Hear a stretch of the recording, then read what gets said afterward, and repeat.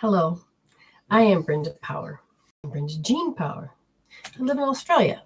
So my Christmas is a little different because I have a heat wave. But I also have been in America.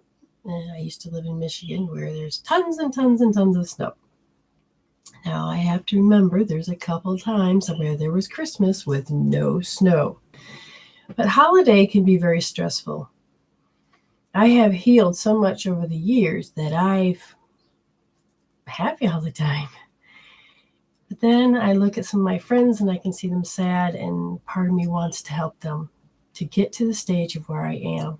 This is why I came on today, and it's about wanting to help all of you. If you have questions about how do you handle Christmas, what do you do? How can I handle it? Stress is off the level. We can talk about stress and we can talk about different ways for you to use tools, not just to cope, not just to psych yourself up, but to literally begin to change.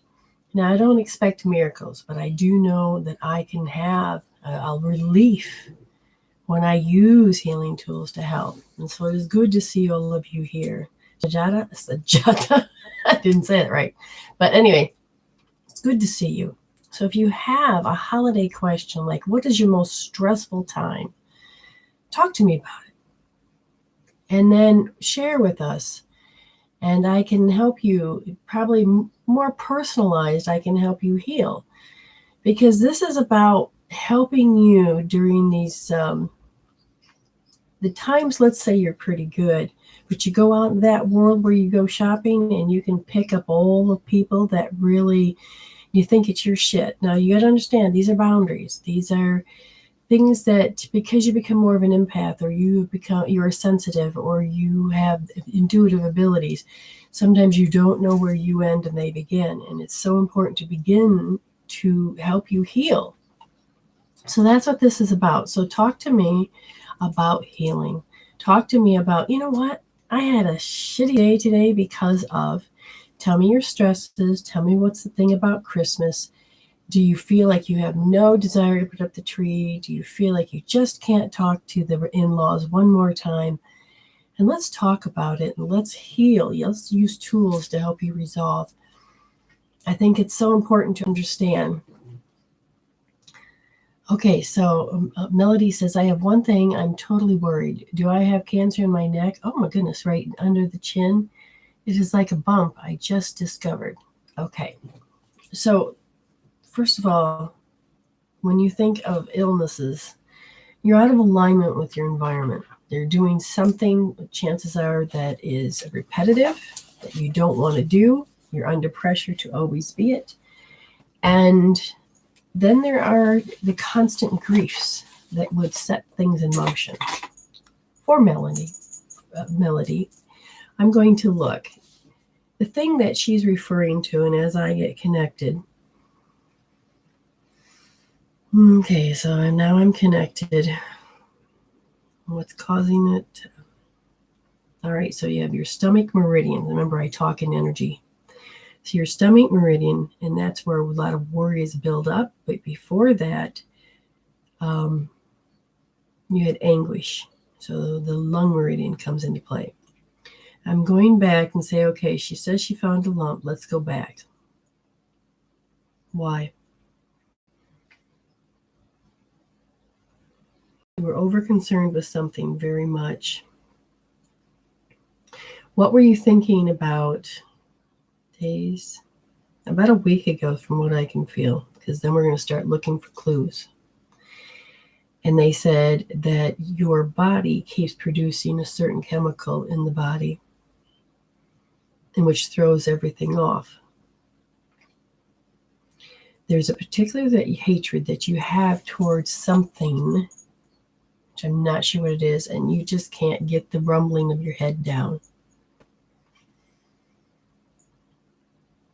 Okay, so right now, during Christmas time, Melody has found something that scares her. And I know how much it can freak you out. So Melody, talk to me. Okay.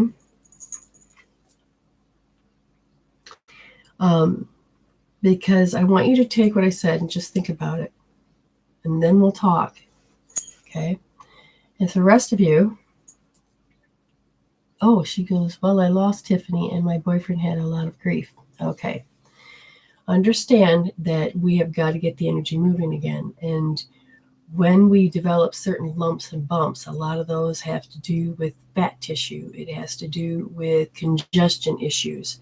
I remember when I was pregnant, I kept getting lumps in my breast, and doc said, nope. And he said, these are just glands that are filled up. And then I would get these lumps on my back, and he says, no, those are fat glands. And I know how scary it can be because my mother had cancer right there. But what I can see is that there's a lot of stuff that needs to be resolved. You're not producing enough laughter, and it's hard. So what I would tell you to do is to help your body.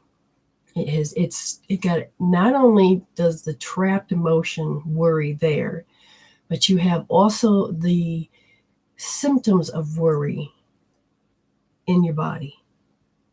And when you start compiling all of this up, then your body has got to have some way to release it. It's talking to you at all times.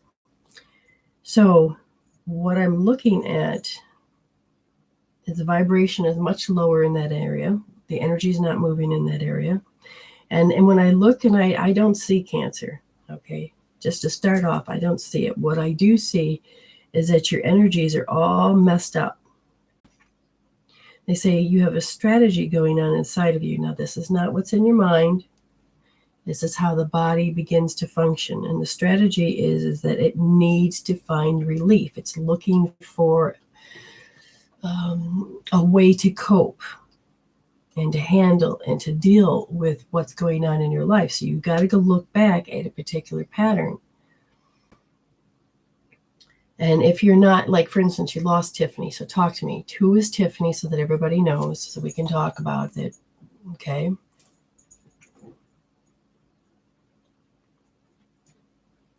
All right, well, we'll get back to those two.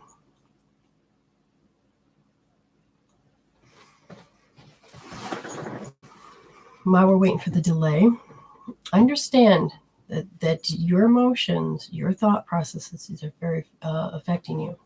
Okay, Sajada says, my mom is a narcissist and I have no communication with both my sisters, so no family to visit, which is my choice. But it hurts like crazy when my kids ask about family. How do I heal myself and the kids? Okay, good.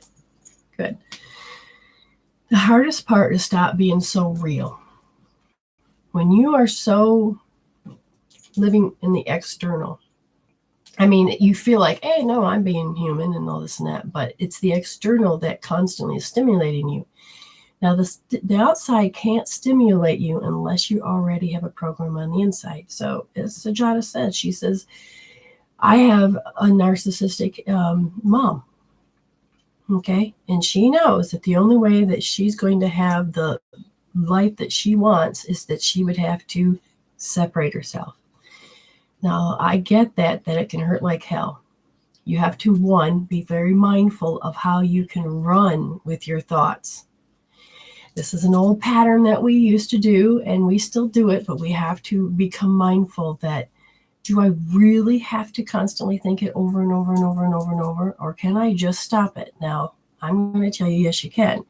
Some training will be involved, because what happens is that if you are not aware of your true identity, you're not aware that emotions are controlling it, then it's good. Then it's so easy just to get wrapped up into thought and how it creates a particular emotion.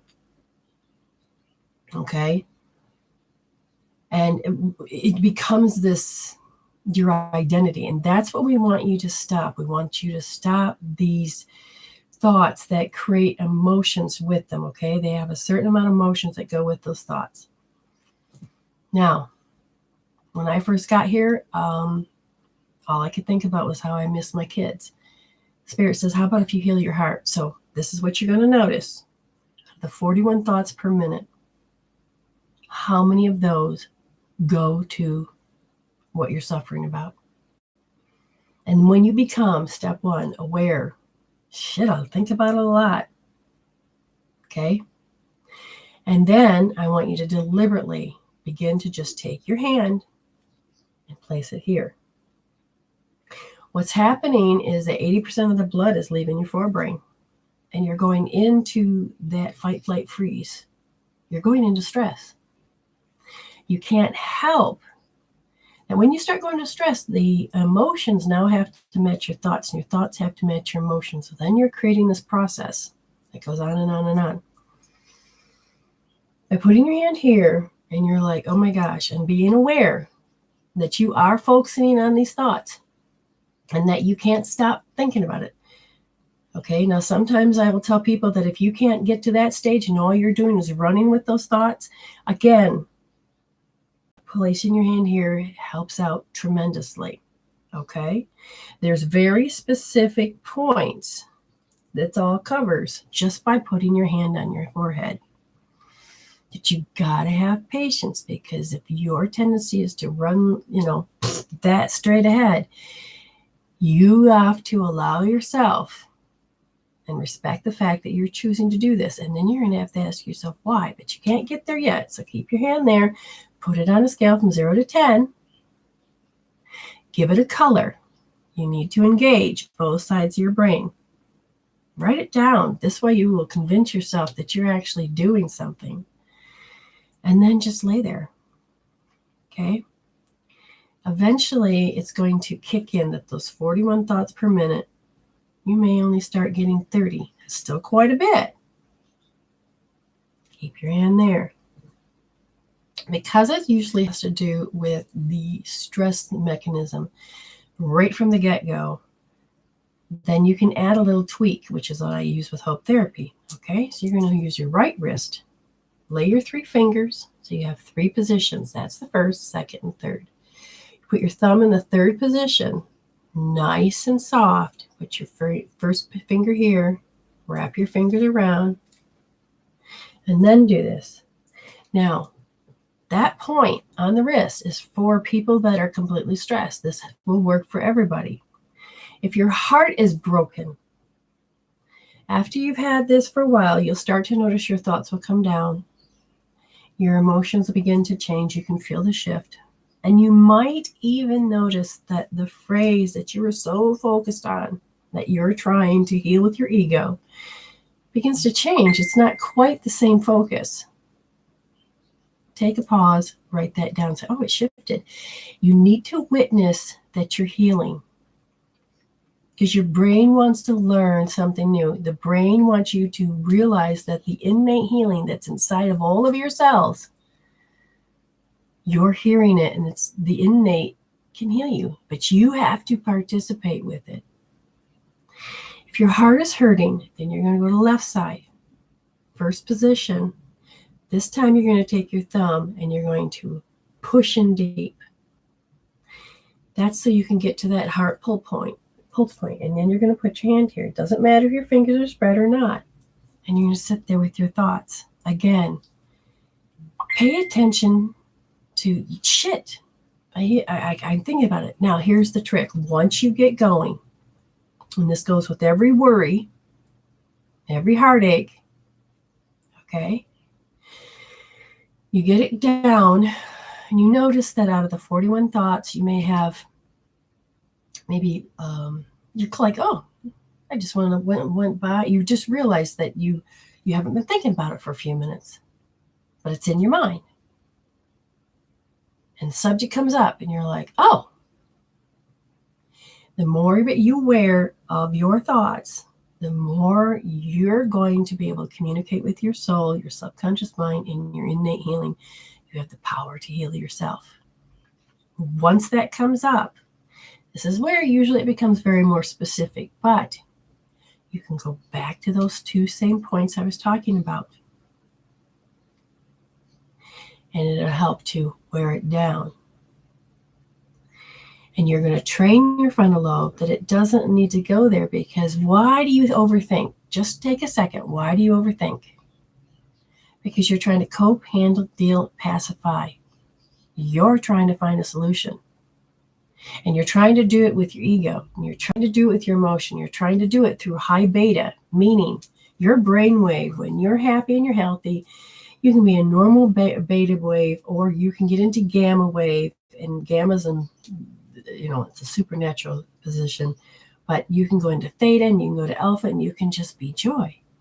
But when your beta jumps into high beta, you're not going to be able to come back out of that. This is where it leads to depression. This is where you lead into this moment of anger or upset or crying turns into 2 minutes, 3 minutes. Do you know you have 60 to 70,000 thoughts per day? And 90% of those thoughts that you thought the day before and the day before that, you need to become in charge of yourself.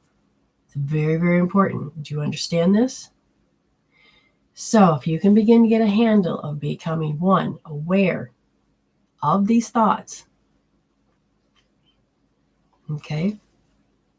Now, when it comes to other people, Nicole, when it comes to whether they'll let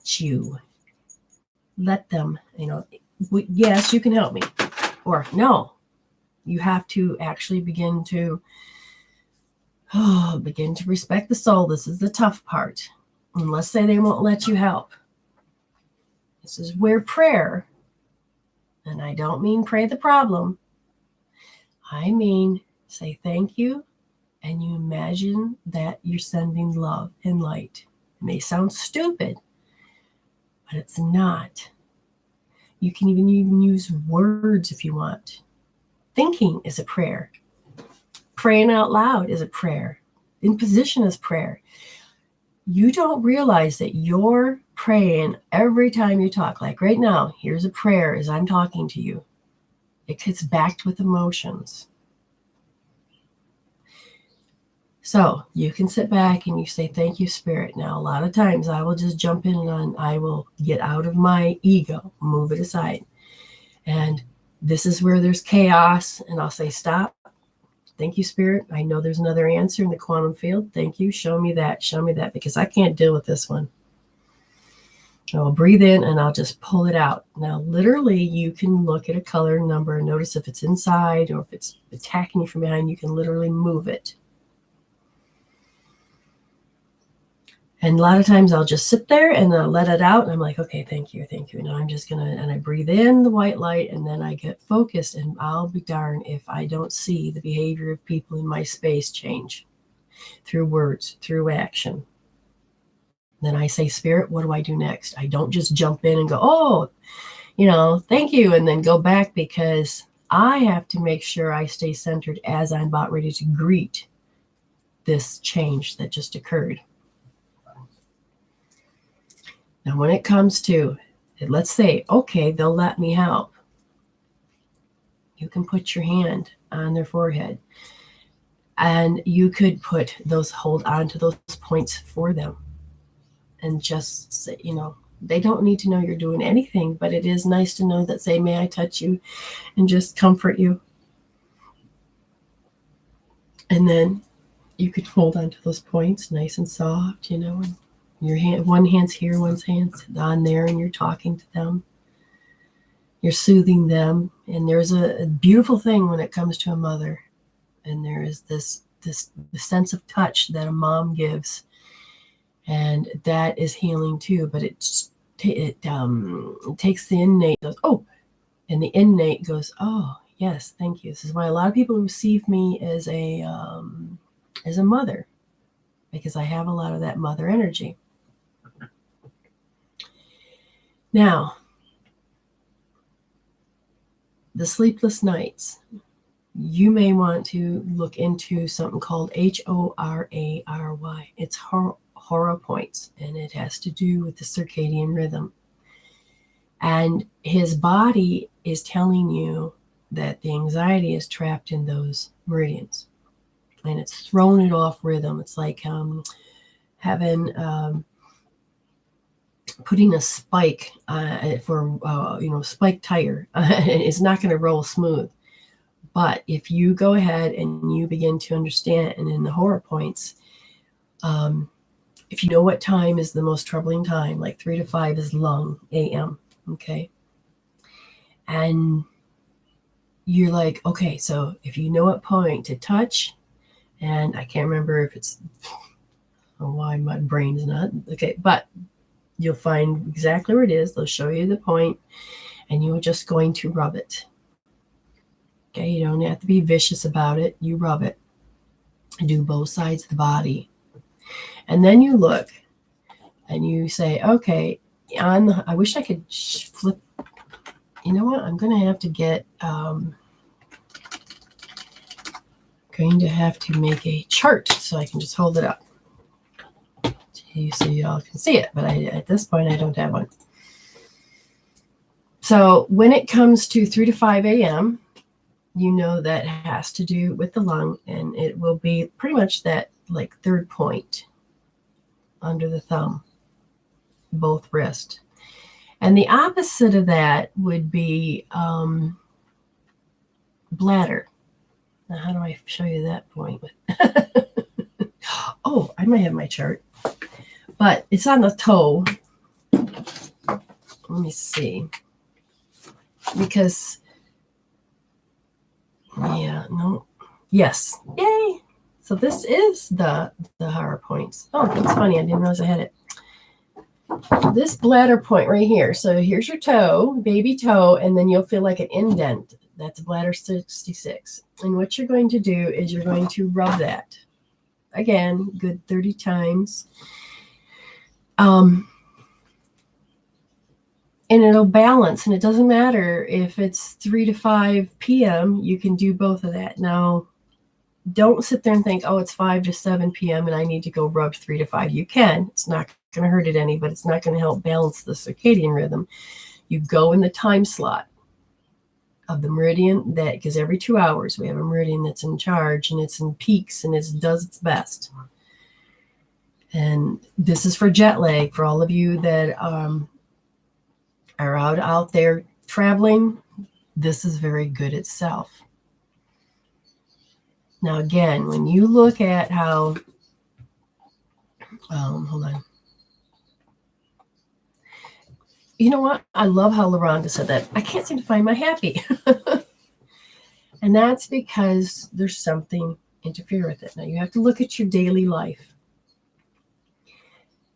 And sometimes you will literally feel like your happy left. Now, in this case, it's going to be, where do you begin and others end, from what I can see. It's not your job to make them happy. But if they're in a mood, if you have to walk on eggshells, if you have to do little things, it will rob you of your happy, because that is part of the program. Okay? And we were taught, oh, in order to love somebody, you've got to do this. Not necessarily true. Now, here's the thing. You have to begin to find your happy. That means you got to stop externally looking out here. To find your happy, you have to find out first what it is I like and don't like. And what is it I will put up with and I won't put up with. When we don't really have an identity other than living every day, and this is what I'm supposed to do, then you're going to lose your happy. You need to come back. And yeah, I can hear LaRonda say, but I am doing certain things that I'm happy with. But you're also repeating things that you don't know how to change. And that is where you have got to learn to go within and take pictures in your mind of what happy feels like. And do you remember, you've ever watched Harry Potter? And they tell you that to counteract the dark, you have to think of something funny, or you have to think of some love, like the Patronus, or ridiculous, those spells. And that means you have to get congruent again. It means you got to get your heart and your love space. And when you begin to do that, then you can beam out that light to cast out the dark. But the only way to do that is you've now got to trigger yourself. And we are such a society that needs to have it in our face. Okay? And this is where I would tell you just to start drawing and making little happy smiley faces, something that triggers you to go, I mean, just like when I started to ask Spirit to show me smiles. And when I was at my deepest, I mean, I was sick, I was crying, I was upset. I'm like, oh my God, oh my God, oh my God, I can't get in that van one more minute. And as I'm crying, I look down, and then Spirit goes, here's a smile. Out of stones, out of all of these stones, there was just this smile that looked right at me.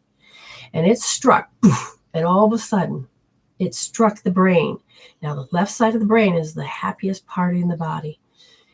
And all of a sudden, I started to produce those serotonins, the melatonins, all of those happy oxytocins, all of those. And I was like, oh, yeah, I got the strength to do this, because you have to go in the middle of your chaos and find the peace in the storm. When I did 12 of 12 meditation, one of the part of the meditation was that you can call in your energies. Now, Sajata, you should be able to do this. Is just stop, connect, get on your path like I taught you, bring it in. Say, no, this is my path. I don't care.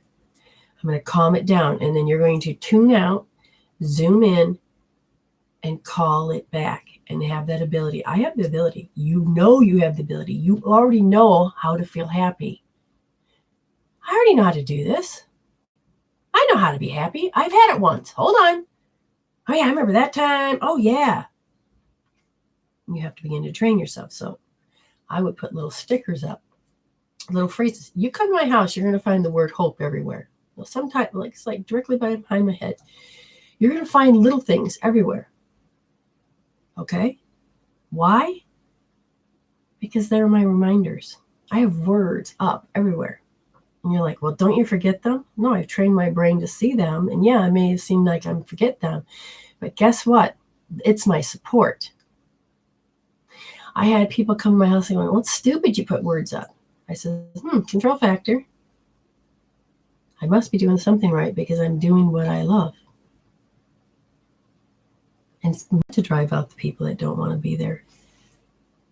And when it comes to having to deal with the fact that you don't have people in your life, okay? Especially when you lose something or someone and you feel alone, do you need to remind yourself with ego that you're alone? Or can you reach into your bag of dreams? You have manifested before. You can remember that you can do it again. And if you're not sure, we have a free healing tool called the Golden Lasso to go out and pull your dreams to you. You will begin to notice that your thoughts always create hurdles. And you're like, but I don't want to do that anymore. You're learning that I have a choice, because in that world, you get caught up in it. You will feel like you don't have a choice. And when people want to take you and say, this is your reality and it's theirs, you have to learn to separate yourself and realize this is them. I don't have to be them. They don't want my support. They just want to be a cranky ass. Then you leave the light there. You find that peace within yourself. Like I said, you can call in spirit and say, I'm done. I can't do that. Show me another way. Show me how to resolve it. I know there's a resolution somewhere. I'll find it.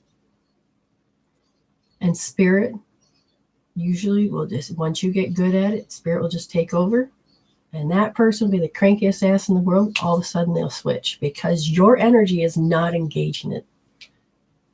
Let me tell you, you get the book, The Red Lion, there's a chapter in there. And one of the things is the man is supposed to breathe life into the statue. It's a hard rock statue. And he spends years feeding it his energy. Oh, I can do this. I can do this. One day he sees it move. And he's like, oh, that's a little. I'm going to feed it more of my attention, more of me. And it comes to life. And now it's beautiful. And then it becomes a cranky ass. And then you keep giving it attention. It gets more cranky ass. And you're like, huh. Now this immortal man that took this elixir to stay alive is now dying. How can that be? Because he left his energy with that statue. He kept pouring it in there. And then all of a sudden, on his dying breath, he gets an epiphany. It's like, oh, wait a minute. I breathed life into that. I gave birth to that. I just have to take my attention off that. I got to take my power off that. And I don't have to believe every time that thing's cranky that I have to take the blame for it, or I have to try to soothe it. No.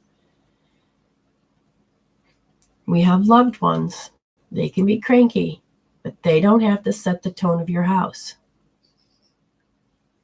Now, if there's certain circumstances, like when my mother was dying, or somebody's going through an illness, you can give them a little leeway, but then you're going to have to stop letting them expect you to act that way.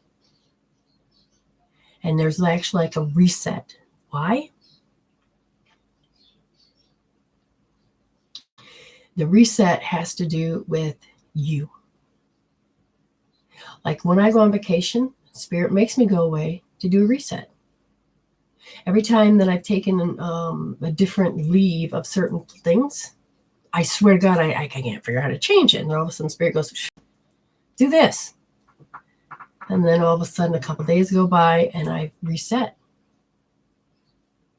Oh, a reset overrides your arrested development. The thing that you thought, I can't think my way out of a paper bag. I can't do this.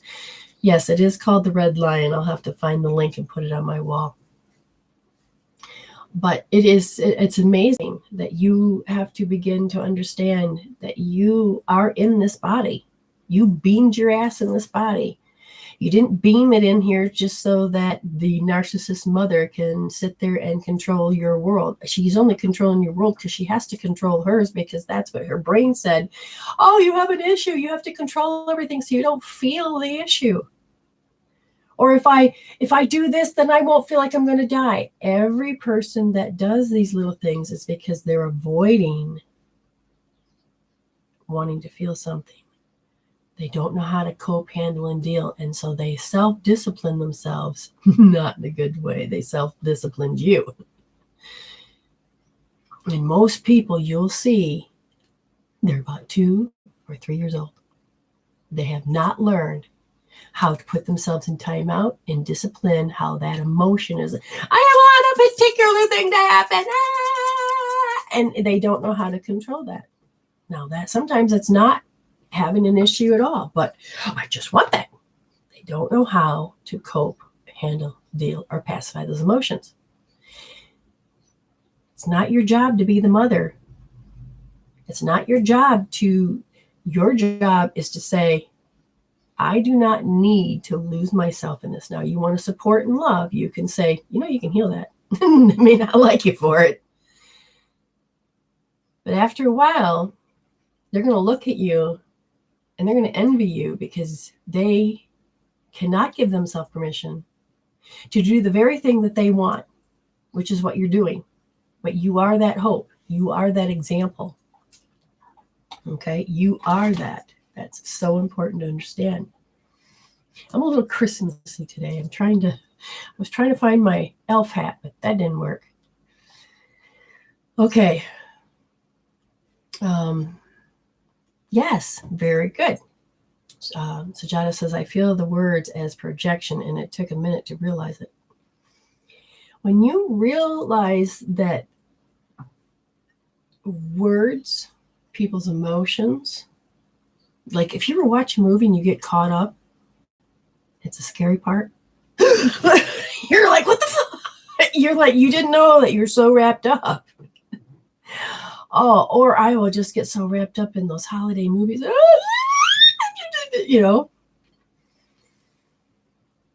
That's you absorbing. Now, sometimes other people's emotions, when it comes to projecting, they know they're doing it. Because they don't know what to do with the shit inside. So they project it out and hoping they can control it. And by God, you're going to feel it. I mean, you can walk into a room and you're like, oh my God, somebody's been fighting. Let's not go in there. And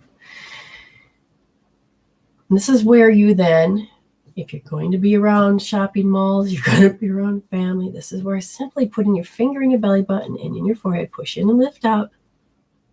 and you breathe in and you hold, straighten up that spine, you get that energy flowing, we'll begin to protect you.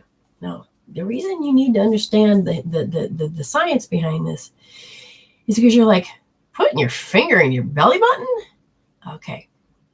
You're made of energy, plain and simple. And you have a central energy that comes up, and you have a governing meridian that comes up. And this is meant to be your egg. If you imagine that you're in the middle here, this is meant to be your egg. And I have always seen people's, like, their central part of them is opened up and ripped open, like gut open like a pig. And I'll tell you, every germ that a person has, and whether it's nastiness, whatever, geez, oh Pete, we seem to soak it up, even if our name's not on it. And we have got to stop doing that. Now, same for the back. Another thing is that we have little figure eights. And if you could see figure eights, they're all in every part of our being, every part of our structure. And these little figure eights, big ones, small ones, and if they are not moving and they're not flowing in infinity, you're going to end up, can create a reverse effect. You can take in people's shit. This is why when I tell you that if you are taking, your family on, just start imagining in your head a big ass figure eight. And you're like, big figure eights, woof. Okay? Imagine them here, and then just at these points, and your hips and your knees and your ankles. And you're just kicking these people out of your aura. And then when you do connecting heaven and earth, okay, so you're rubbing your hands together and you're putting them down. These aren't made up. These are, Donna Eden had brought these to light, and I felt them. I've used them. They've worked on me so greatly that I want other people to be happy and healthy. And once you put your hands there, you're breathing in and out, okay? And then you bring the energy together, and then as you push, now notice it creates another figure eight. And this has another intention.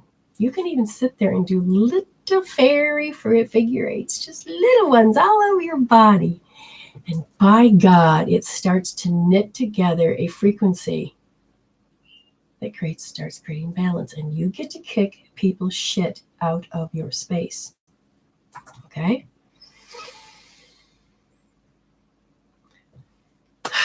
The tool, I haven't created one, but I can tell you as far as resetting yourself, especially if you're in the middle of chaos, is that it's all about the breath and then your choice. You breathe and you stop, you go, I'm done. Usually that's a phrase every time.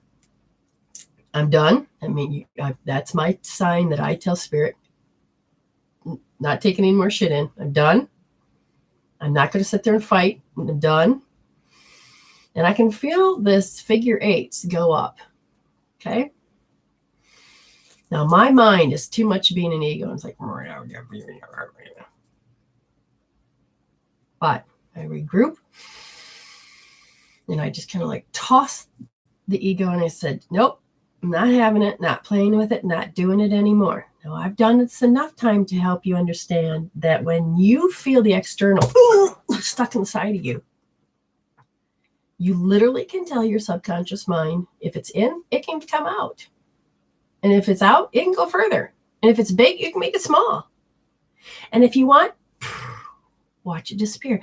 It's the way you have to learn to talk to yourself. That is part of it. You can even say, I'm resetting, but you have to understand, you just create a reset point. You're done. Okay? And the spirit, once you get into that pattern, it will begin to help you. Oh, thank you. Let's see. Oh, good. Somebody's enjoying this. Now, the problem with being an empath, now here's the thing. You also have to train yourself that you don't have to save anybody. I know that sounds strange. They don't know how to cope, handle, and deal in your thing, but I have to save them. Okay. You want to create karmic debt? Is to take away their reason they came on this planet to evolve. You're like, Get out of the way. I don't know how to do this. You're taking away their ability to learn. You're taking away their ability to have to get smacked down and be responsible for their thinking and their feeling. They have to rise up inside themselves and come to that conclusion. Now, this is where you come in and you be the example. Now, don't be an asshole and say, this is how you do it. Nobody wants that. But if it works for you and they see it's working for you, they may ask you. Now, if they despise you, then you're just going to say, thank you, Spirit. Have someone else be the mentor. Have someone else. Let them, it's not that you don't care. It's that you have got to let the responsibility lie where it is meant to lie. Now, I know I'm supposed to be, when I say in charge over, it has nothing to do with I'm in charge over you and I'm going to tell you how to live. No. My job is that I felt a connection with many people. I retained information. I chose to learn information. I chose to demonstrate it myself. And now my job is to pass it on. And those that are supposed to be in my space, I have also have energy that has to do with protecting people from the dark, from themselves, from certain things. And then my job is to help them when it's supposed to. Okay? My whole job is to understand what purpose I have here. I value you. I value me. I value the growth of the soul. I value consciousness, which is what everything is. And because I value it so deeply, I know that the next level is to help you jump on that new reality that's here and raise that consciousness together, if that makes any sense.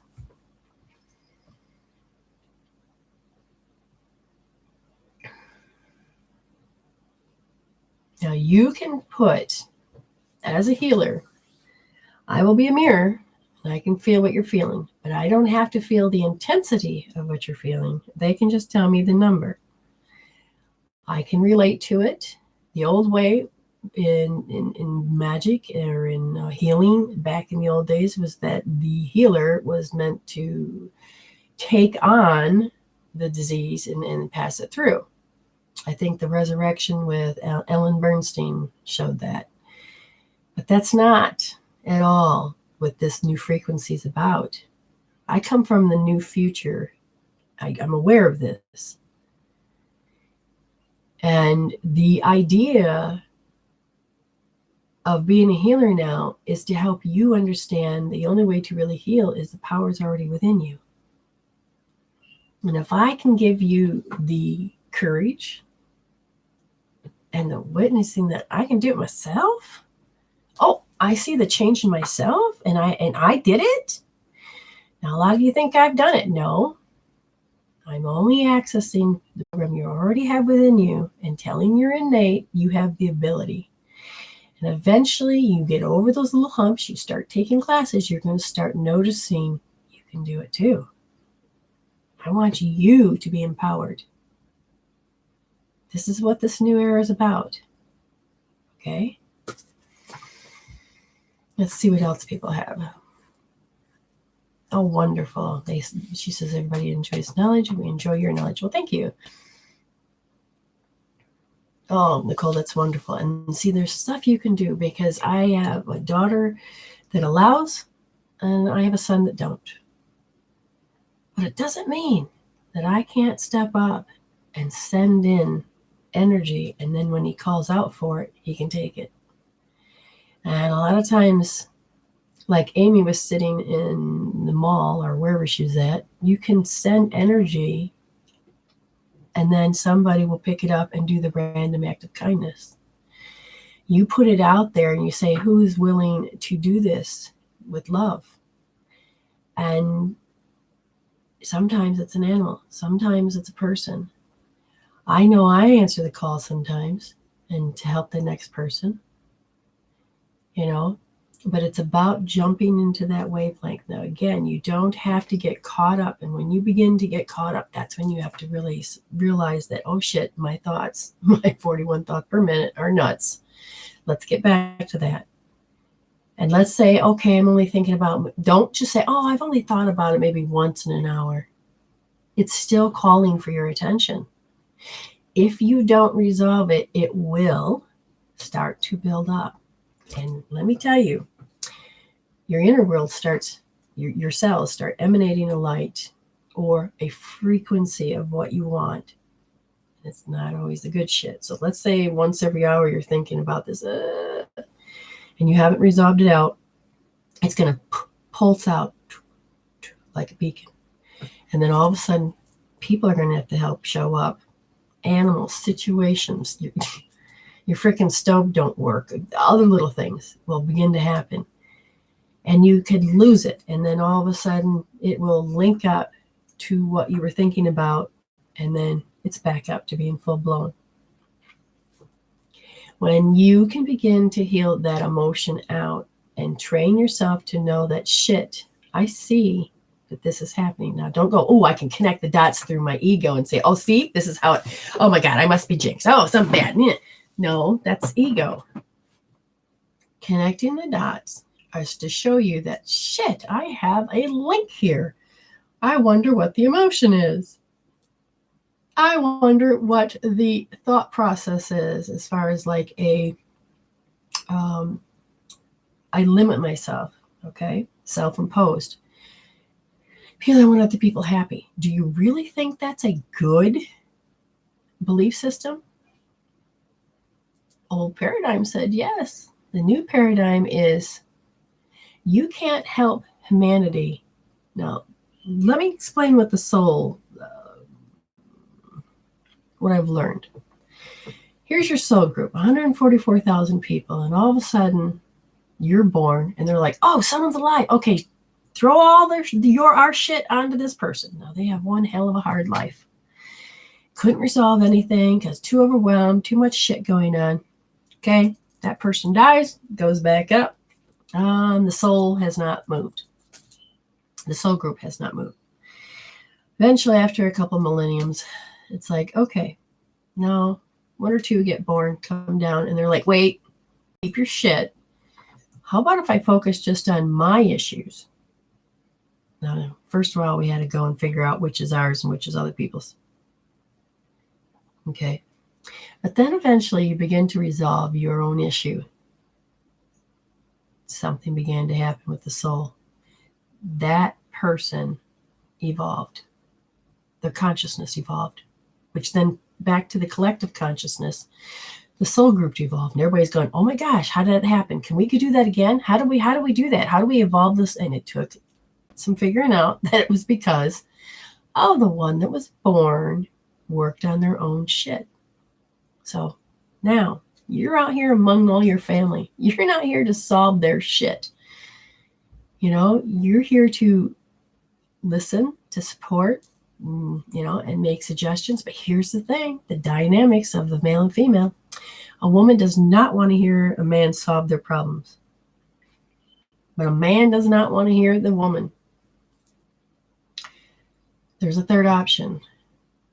When I ask Spirit, how do I move forward?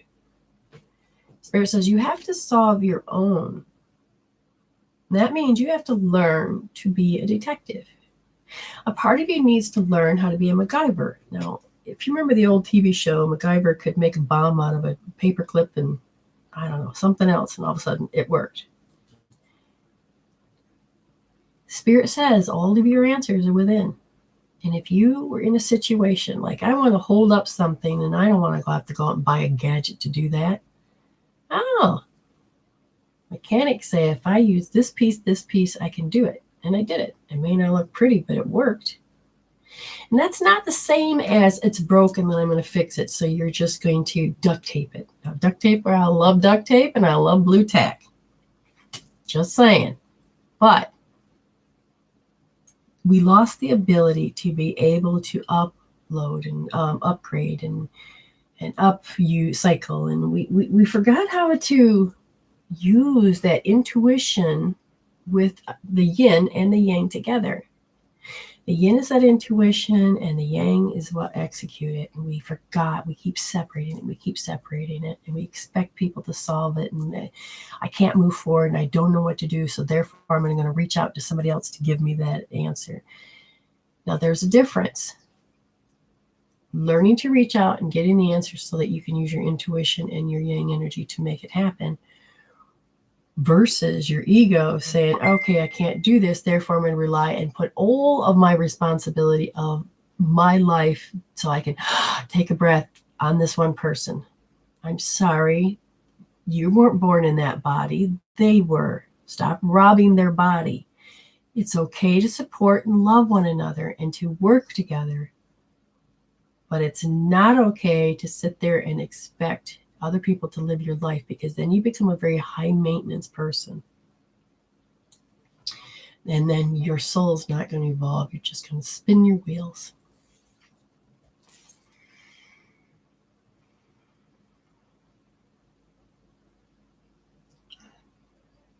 Okay, so I was just reading. I got one contact in. I don't know where the other one is, but I can put one in on one right eye.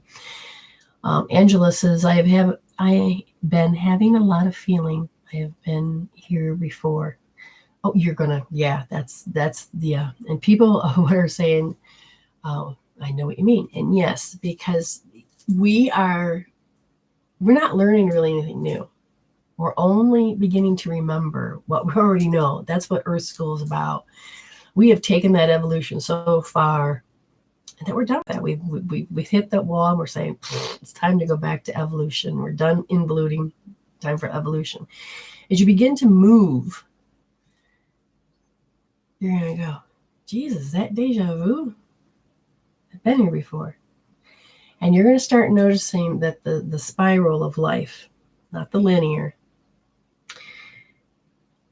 you've already answered that in another dimension, part of you. I mean, I will do dimensional shifts. I mean, I'll make myself a freaking cup of coffee and can't find it for 2 hours. And all of a sudden I realize, oh shit, there it is. But anyway, you're going to find things are shifting and for the better. And I will sit here and I can feel the dimension shift. And I ain't going back. I ain't going back to that old reality. All right, what do I need? Since I popped into this old one, what do I need? Oh, that book. That's where I left it. And then I'll have it. And I can literally begin to feel back into the new reality. And it's like, I didn't know I could do that. I got like this magical bookshelf that I'm like, I know it's here. It's here. But then if I just let spirit help guide it, it's like, oh, there it is. So you can do a lot of things. And Terrence, yeah. And seeing the thing is that this is one thing that I think is important, is that we don't realize that we want approval and we want to be loved. And we have separated ourselves so much in the involution process that even though we think we don't need approval, there is that balance you have to get to. It's not about getting approval from that person. It's about getting approval from yourself. And sometimes we will hook ourselves up to those people that are the worst for us. And all of a sudden we're like, because that's only because we're familiar with that. And one day I realized I keep beating myself up. I keep hooking myself up to people that just are mean to me. But that's not my world. And I have to learn to unhook it. It's like All About Steve, where the girl with the red boots.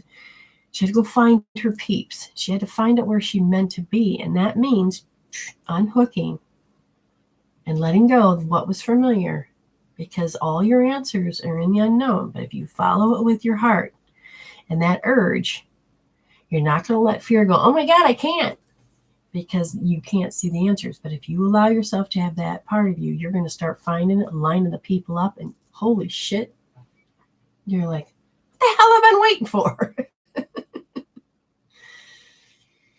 And it's good, Sajada, that you learn certain behaviors you do. You're like, that's the things you don't know you need to know, but you need to know them if you're going to move. And when you begin to become aware of it, you don't have to sit there and beat yourself up or get mad that I have a flaw. They're not flaws.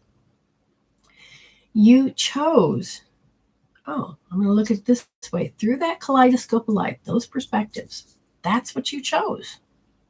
And that's what you're doing. And you're learning that, I can unlearn, let go, relearn, look at another perspective. And then even when you let go of the old shit, you can go, oh, but there was a bit of truth in that. And then that's how you start to sculpt yourself. Aw. Well, I'm glad to hear that, Terrence. He says is making my morning better just by hearing your voice and words. I missed you, dude. I haven't seen you in a while. Yes, and it can be tough because when you make a decision, and Terrence says, yes, that's what I am doing right now, leaving all that bad and negative and people aren't good for my soul and future. And when you take a big risk to go do this, you're going to find parts of your programs that are just thinking, you're just not lovable anymore. I mean, nasty shit's going to come out of their mouth.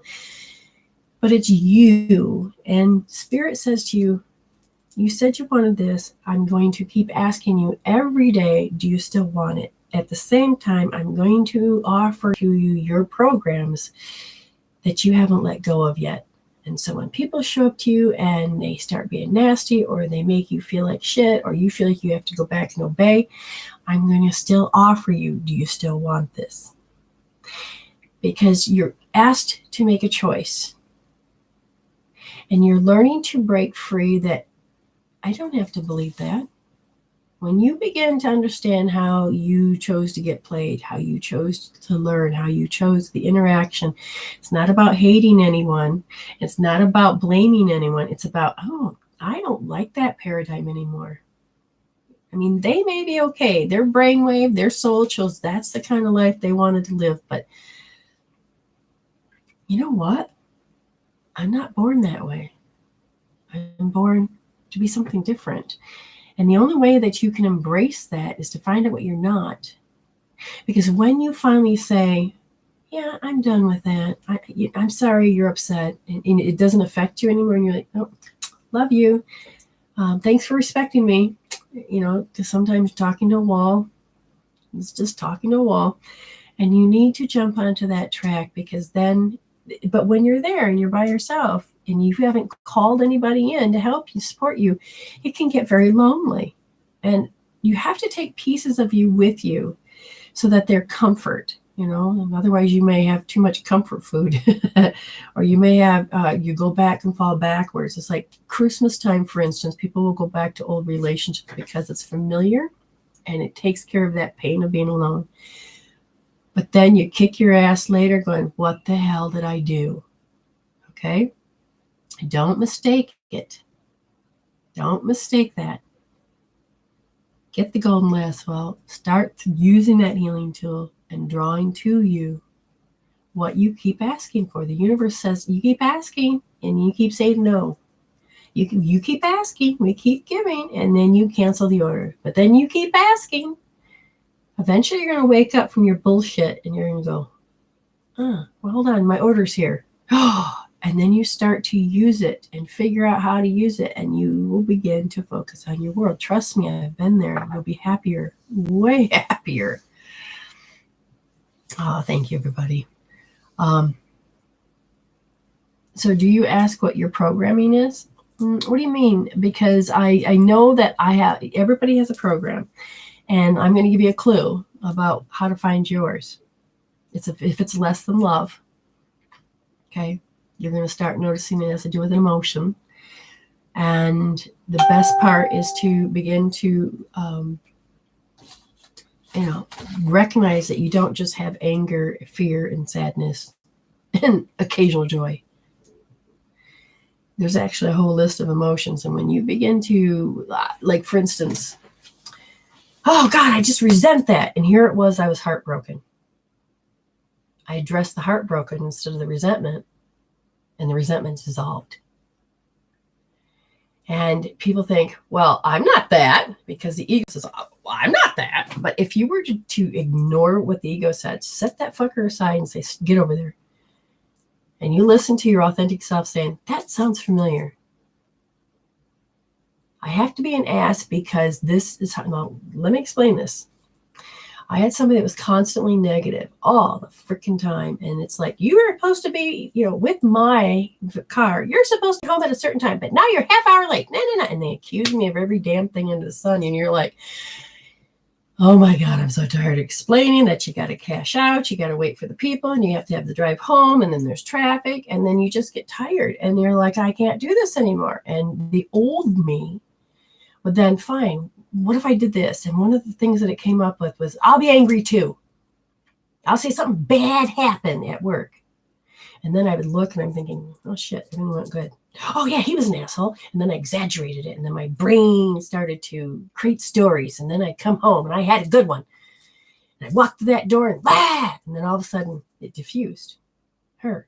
And you're like, oh. And then all of a sudden, but you can't shake it because now you got this chemical peptide of anger. Resentment. And you start creating bitterness. And then before you know it, you're deliberately looking and training yourself to find shit in you at work or wherever it is, just so you can counteract that with the other person. And now you do it with everybody. And you're like, no, it's a temperament. It's part of it. And you're like, whoa, undoing that one was a doozy, but I did it.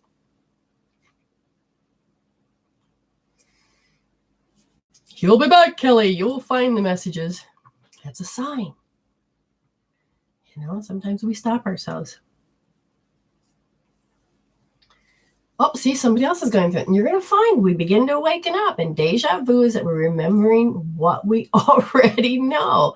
And we are moving into the 5D world, but it's all about higher frequency. Some of you did the 12-12 meditation with me, and we went up to 12D.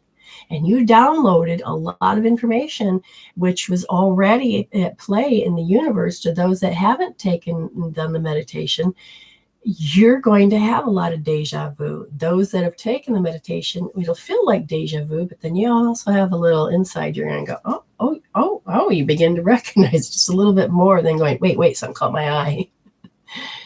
And that knowing, the knowledge will just start bubbling up. Why? Because it's on back here in the, when I say the reptilian brain, people think, oh my God. No, it's where all the ancient memories are stored, right inside there. Okay? It's stored in there. And when you can begin to hit it just right, energetically, you can go in there and bypass your ego to get information and remember things. Oh, thank you, sweetheart, for all of your goodwill. How do I take hold of my depression, anxiety due to health issues? Okay, now here's a doozy. Now that's without really digging in. You need to get your energies moving. If you don't get your energies moving, you're going to not only be a program, but you're also going to become this strategy of how you function each day. I will definitely tell you that one of the things that I do is that, like, I'm getting ready to do my course to teach you guys how to do source point healing. But that requires that you learn how to muscle test, which I'm going to be teaching too, or how to do a pendulum, which I'll be teaching too. But simple enough, you need to get your body's energy moving. And before, how can I tell you, what can you do if you don't know? Okay. When you get into that space, you're like, fuck it, I can't even lift a finger. The best thing you can begin to do, if you can't do anything at all, I'm going to tell you every time, it's going to be this. Once you begin to do that, the energy is going to start flowing up. This is where we create reality, is in this frontal lobe. We got to get the blood moving. You can go on to my free, get the free tools and do the vagus stimulation, which means it controls the stress. It switches the autonomic nervous system. It's just like a switch that goes from sympathetic. You think, oh, that's what you want. No, that's stress, to parasympathetic, which is what you want, rest and digest. And you can switch it. Now, another thing you can do is that place your hand here and here, and this will start to do. It's called a triple warmer smoothie. We got to get your triple warmer to stop being a dick. Because if you can't control your thinking or be aware that your thinking is you're run to the end of the timeline, you're predicting all the same shit, because that's what the brain does, is predict. But when you're in high beta, that's what that is, then you disconnect all these energies. Now, balance that out. Let's say you've done that and you're starting to feel a little better. If you can just begin to rub this point right here on either wrist, you push in and you rub it, that's going to help with the heart. But it's also going to help with your brain. Now, you need to get your brain under control. Now, a lot of times the anxiety is not just the heart, it's also the gallbladder that's doing it. But the simple things, the other thing I would say, if you can learn emotional freedom technique, again, it's a free tool on my website. If you begin to just do EFT, now why EFT, emotional freedom technique, is that when you begin to tap, you're tapping the meridians, which is what controls your emotions, your thoughts, and the way you feel, you act, and also what you create towards you. So you can go, oh, even though I feel like depression, I feel like shit. Actually, when you're focusing on that negative, that's a good thing, because then you're disrupting that particular signal. Now, if you didn't have any tools like this, and you try to think you're out of a paper bag, they have found out that it creates more tracks in your brain and goes to the limbic system, and you get to keep it longer. So use a healing tool to disrupt the thinking. If you can't get the thinking under control, start disrupting it. Okay, what fires together, wires together. And you don't need your brain to make any more connections like this. You need to disrupt it. So EFT. Now, here's another thing. This point right here, place it over your heart. You can feel like shit, whatever you want to do, but this here is a triple warmer. Just sometimes just tapping it and breathing in and out. And then, again, I will tell you to always measure, because if you don't know a difference, you're not going to accept the healing. And if you've got you're like, oh, I see a difference, but if you don't witness it, then you're not going to graduate to getting more happiness. Okay? You can switch hands and do the other side. Like I showed in the beginning, was that the best thing to do is take your right hand, find the 3 positions, and notice where my third finger is. That's where you place your thumb. Not deep, nice and soft. Put your pointer finger here, wrap your fingers around with your depression, and just do this. Now, if you're going to do it anyway, if you're going to be depressed anyway and have anxiety anyway, use that tool and stay with it. Now, I've seen people go, oh, but I don't like my hand here, because there's a part of you that's addicted to the chemical peptide that is related to depression. We're trying to tell the body to clean it out, to dissolve it out. Your identity was depression, and I know the cycle because I understand it. But stick with it. And, you may have to make an appointment with me so that we can start driving those down. And I may end up doing a day where it's just about, we're going to work on anxiety and depression alone. And you'll have to do a group healing so that we can start breaking them down, which I feel like that's what we need to do. The prices of the classes, they're going to be varying, because if I make a subscription and they offer certain things within it, then it can create to be cheaper for you, and I'll still have some form of energy exchange, so I'm not keep creating karmic debt. I just do not want to do that, but I want so much to give to you guys. Then there'll be classes off to the side that are very simple that can lead to the bigger one, and they anywhere from $11 to $44. Some of them should be, now here's the thing, Most of you think, oh, there's a program out there for $2,000 and I can get it for $1,000. That's a deal. And you got to remember, the reason why I don't charge an arm and a leg is because I'm already offering it to you as cheap as possible so that we don't have to play those games and wasted energy. Because I know that it should be charged more. But I want you to take and have that responsibility. I want you to have an opportunity. Jesus, I know the opportunity people have given me.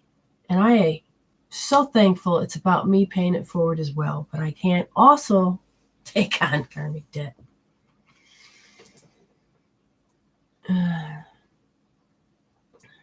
Now see, Jennifer says, people think I'm crazy when I say I'm responsible for my fibromyalgia, and I got to a point I was empty, laying in bed days and days, but I understand everything that has went into it from childhood, and the more you change and heal it, the easier you please trust me. And I agree. That's one reason why when I'm doing a reading, you'll find me reading your energy cord, your entanglement cord, back to different ages. And people say, well, I don't remember those, but you don't have to. That shit repeats itself. And well, just listen. You have 60 to 70,000 thoughts per day. You have 90% is the same as the day before. 90% is the day before. And as you age, you just stay a program, and you just stay a program until we begin to, oh, look, this is where we investigate. Here's the links. Here's the tools. Let's break it up. And you're going to find out, shit, my life's changing. But if you don't believe it, then you can't see it. Even when I've helped people, and this is the thing, they are so far into their emotions, their programs. It's the little child that you have to go in and talk to. And you have to learn how to raise that little child and reparent yourself and re-raise yourself is one of the things that I'm going to be thinking about doing, because I will have somebody that's sitting before me and they're in their 50s and they're just, but if I can get them to see that their thought pattern is the same as they had when they were a kid, it's time to look at the fact that you wanted something to happen and you didn't let go of the pain of it. If we can get you to let go of that pain and we help that little child to not be so stressed. And the best part when I'm doing inner child work with people is that their little child, they'll first meet them and they're crying or they're huddled in the corner or they're angry or they just feel so violated. And or if it is a pattern that they wanted something, they couldn't have it, then you can see the little tantrum kid in the corner. And then we go and we create a relationship, and then you go and head back and you heal that little child. All of a sudden that little child's like, hey, can I go play? Yes, go play, because that's what you're supposed to do. Remember, life's a spiral, so they're always constantly in hell. Now, if you begin to heal that, you're healing that part. Just because you're here doesn't mean that that part doesn't exist then. It's existing all at the same time. And so you're going to heal that child. And when that child lets that go, man, it recalibrates it so that your future is different. Because then you have to go, oh, yeah, from that shit, I said, oh, twisted revenge. I'll show you if I get hurt and you're going to feel bad. There's a lot of people still that do that. Okay, there's nothing wrong with it except for it's harmful to you. And you really need to change that. But you can't change it with the same mind that created it. The same mind that created it is the little child. And it does not have logical ability. It only has the irrational ability. So I don't care how logical you think you're thinking, your irrational is saying, well, this is why you think it, because I said it. And so what you thought was real is always going to be different to some degree because you've aged, and so has your cells, and time has changed you. Oh, from Ireland. Wonderful, wonderful. We're just taking a moment to help you understand you do not have to be in this state. Yes, we're going to learn how to reset the amygdala. We're going to learn how to look at the limbic system. These classes that I've got coming, It's not for people that just want, fix it and put a Band-Aid on it. God, she was a terrible healer. My issues are still here. Fuck no, you're going to be responsible for your own shit. You're going to learn how to sit there and say, okay, I'm in my body. Not their responsibility. I'm in this fucking body. I don't like people control me, but I don't want to control my shit, so I'm making them responsible. Like, learn. And when you begin to learn, then all of a sudden you're going to get to become stronger. And that empowering part of you just will be confidence because you're getting it back. You're not displacing it anymore. You know what I mean? Yes, peaceful greetings. So when this holiday season starts to get to you, you have a choice. Now, beginning of my show, I showed you that the number one thing that you can begin to do is take hold of the fact that your energy, and you don't have to get caught up in high beta thinking and be freaking completely stressed out. You can stop and say, this is my time. F off. And just go in there and let you be your ego, little nasty self. But get away from everybody. Hold your wrist up. Line your 3 fingers up. Put your thumb on the 3rd point. And if any of you are confused with what I'm talking about, just email me and I'll send you the link. It's free. Okay? And the thing is that I'm giving you a code. This is a code. R3S is a code. R3 and soft is a code. Finger here, fingers here. You're like, well, why don't you just put it there? This is helping your central and your governing meridian as you're holding on to your triple warmer. This is covering up your frontal lobe, your electromagnetic being, and your blood is electromagnetic, and you're learning to bring the blood back up into your frontal lobe so you can create reality better. We need to just have a class on the frontal lobe so you understand why it's the most important piece of your world. Oh, let's see. Oh, it jumped. I didn't even see that. Angela says, wow, just hit me there. You were saying about the child within is my mom was working all the time, and when she died, I felt abandoned. Wow, yes. I realized it's from missing her when she was working. Yes, very good. Now you can go in and you can heal that little child that wants to be healed, and you can address abandonment. It's not just a word. It's a unique feeling. It'll feel different than deserted. It feels different than somebody being absent minded in the relationship, because they can physically be there, but not their presence. And it's all of these little things. And this is why I love what I do, because when people pay me to sit there, I'm mirroring everything, and I can see frame after frame after frame, and I can stop and tell you which frame to go back to. Why? Because your energy, all you are is information, energy, and frequency. And I can see what octave you've taken it, or where your frequency went, or where you've lost your power. Where did you accept, believe, and gave your willpower away? And if we can change those 3 things in you, and you get your power back and you break that cycle, you'd be amazed that your brain will begin to think. But you gotta take and witness, because if you don't, you're just going to go back to that same old shit and build some more roots. And somebody says to me, but I thought you said it healed out to the roots. I said, did you take care of the habit? Because if you haven't taken care of the habit, then you're just going to go, no, I'm going to go back to this habit, and we can take out the root. But if you refuse to do the little things that you need to do in between, not my fault. I need you to wake up and notice the steps. Now, sometimes people need to have those steps so they can remember the steps very well. Shit, a few months back, I gotta start again. No, it's like when I, was making a cake and I dropped it, and I like, fuck. Now I already decorated it. Now I have to start all over again, but I made it better than the first. I dropped in a paint can, and I had to clean it up. But you know what? That carpet looked pretty good after I was done. I had to always do things twice. And I kept Spirit, why do I do that? And Spirit says, you're learning. You're learning how to do it so well that you can do it with your eyes closed.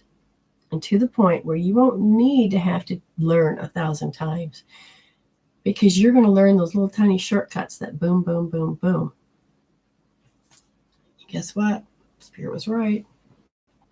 I've learned a lot.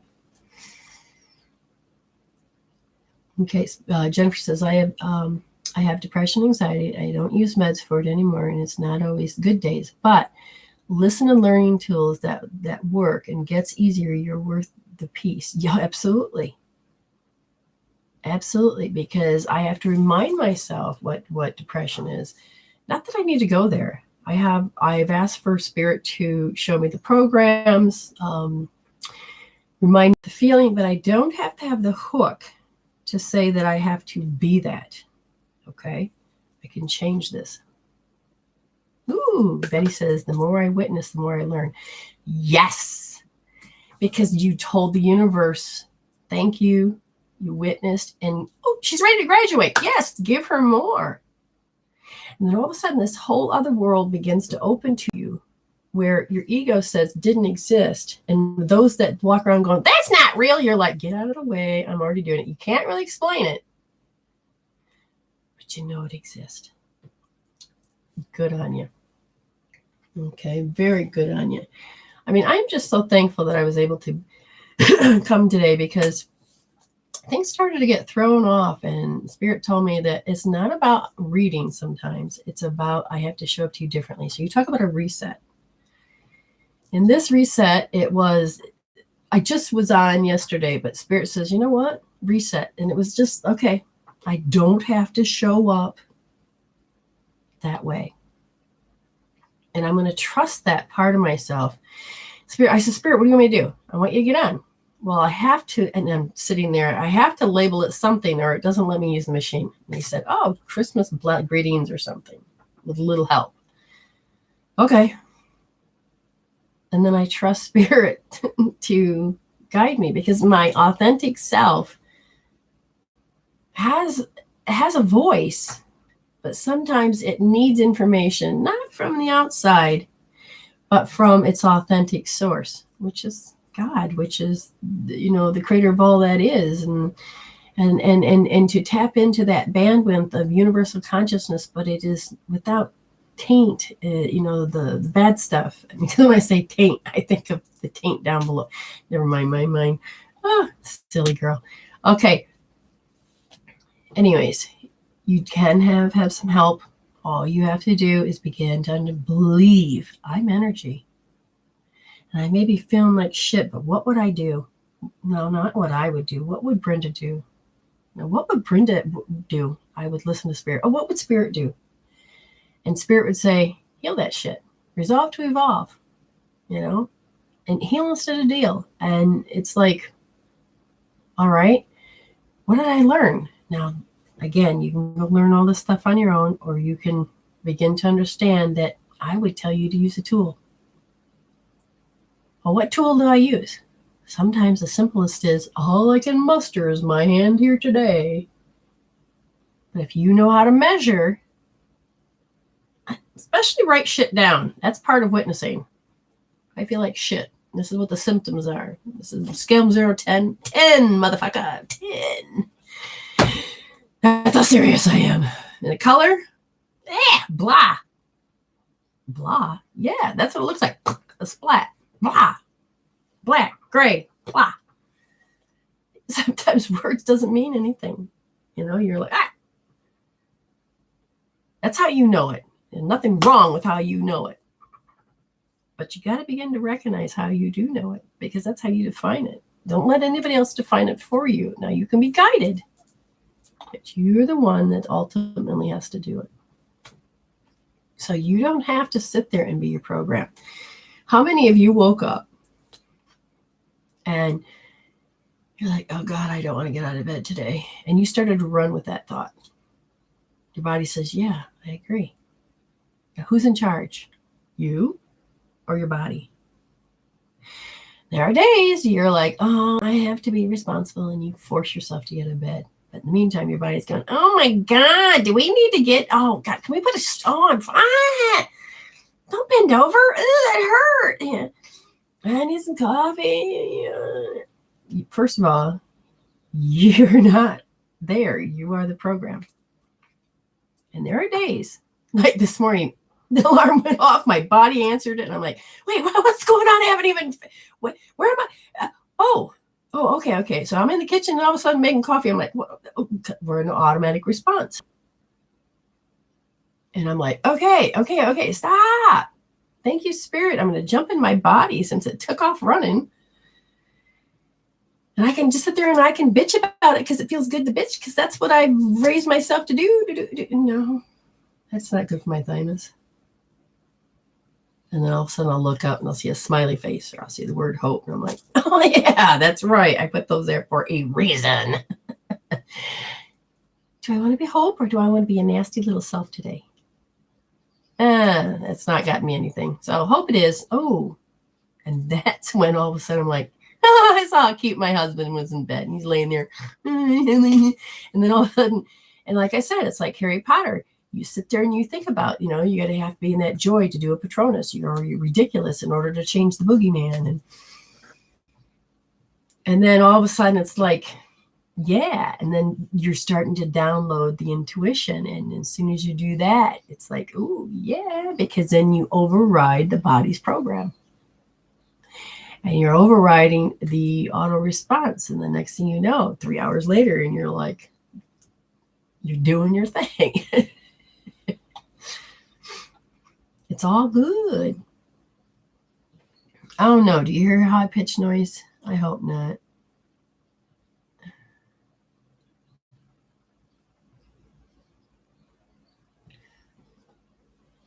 Is it gone? Is it gone? It stopped? Well, that was odd.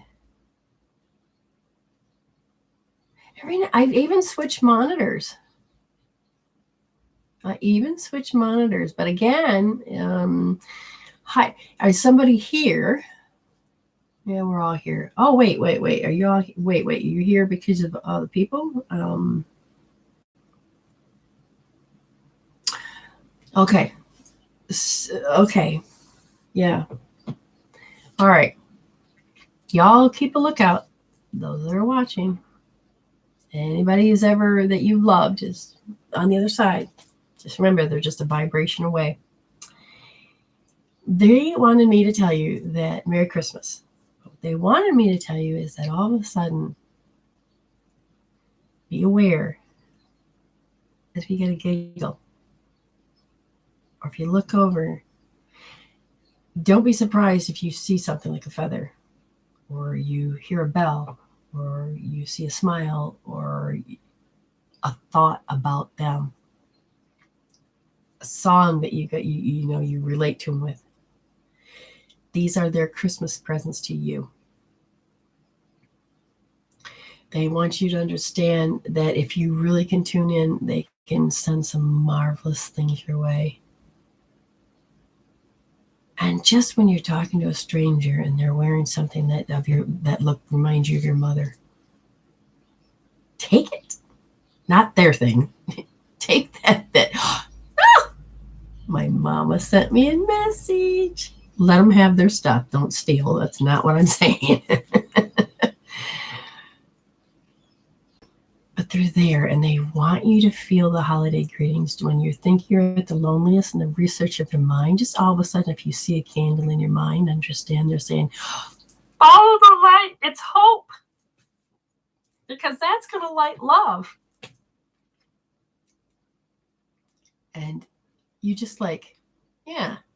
And then if you begin to notice the light and you bring in light, more light, and you're like, which is, you have to go to those recesses of mind. You're saying, I am going to get out of this. So I'm going to do this. And I'm going to do a Patronus. Okay, just be silly. Even, trust me. Get yourself a wand. Be silly. Get that child in there. Okay. You're so sad, little 4-year-old. Here. Oops. What kind of happiness can you make happen? And your 4-year-old's gonna go. It's gonna go. Flowers. Trust me, you tap into that little child and all of a sudden, it may be stupid, but you'll start making yourself laugh. And you're like, that's right. I can make the world the way I want it. These are little tiny bells and whistles to remind you, because we get so wrapped up in our head, we forget to get into our heart. But if we get into our head and we let our programs keep running that haven't been resolved. These are unresolved issues, people. Depression is an unresolved issue. Anxiety is an unresolved issue. But if you don't realize you're a program, you're not going to get out of it. But if you're like, okay, I'm done. Reset. Thank you, Spirit. Try to recall those pictures. Like I said, just put little silly things out. I mean, I have words everywhere.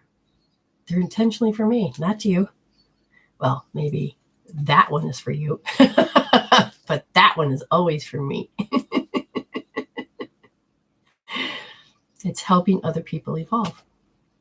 It is health, opportunity, prosperity, enlightenment. Oh, you know what I'd love from you guys? I would love your beautiful definition of what you think HOPE is. Because this word has followed me, and it has had incredible stories.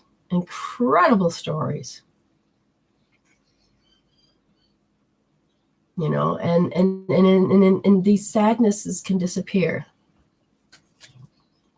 Ooh. Angela says, my mom's song, Holy Night, is being sung, I notice, more than usual. Mama says, hello. Where's that wreath? I want that wreath. I don't know. All of a sudden I had a picture of a wreath that you didn't finish, or that you need to make one or something like that. Or not, my wand. Okay. So what happened was that it was during the Harry Potter era. Made in China. But this was, the movies were coming on, and my daughter, if she saw this, would be, Mom, you took it to Australia. She'd want it back. Trust me. But I just think I got it from Walmart at one point years ago.